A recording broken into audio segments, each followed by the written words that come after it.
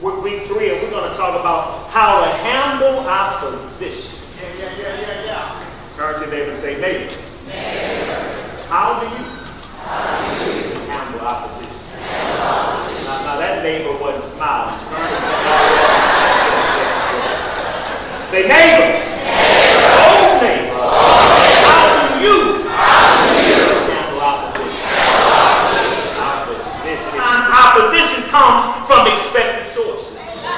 It's right here in the text. Now, Nehemiah should have expected ridicule from Sanballat. Say Sanballat. Sanballat, he was the author of ridicule and opposition. Matter of fact, his name means hatred in secret. Write that down, y'all. His name says a lot about your nature. Hatred in secret. So he just couldn't help himself. It was just in his nature to oppose anything good. Have you ever met Sanballat before? Matter of fact, they might be sitting next to you right now, huh?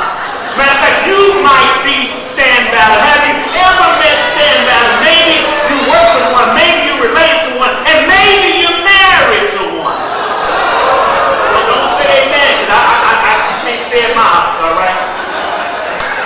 There's always a Sanballat in the mix, and many of us right now, we must realize that we have been let down over and over and over because we've allowed the Sanballats in our lives to rain on our parade. We know their name and their name.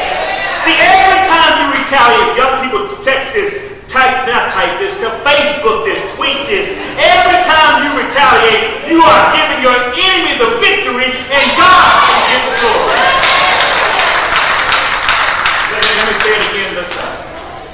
Every time you want to get back at somebody and fix them folks, your enemy gets the victory. And God never gets the glory. God says,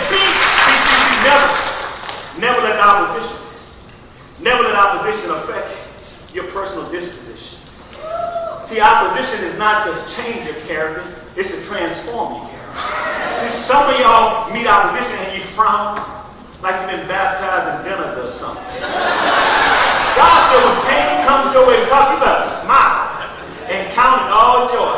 And say, God, I know that if you're for me, you're more than the world against me. God, I can count it all joy. You said no weapon formed against me shall be able to prosper. You didn't say they would not fall, but you did say they would not prosper. These weapons I'm dealing with, church, is making me stronger. Say stronger. Stronger. Not stay on thee. That's why the old folks say, I woke up this morning with my mind. Not Jimmy, Jesus.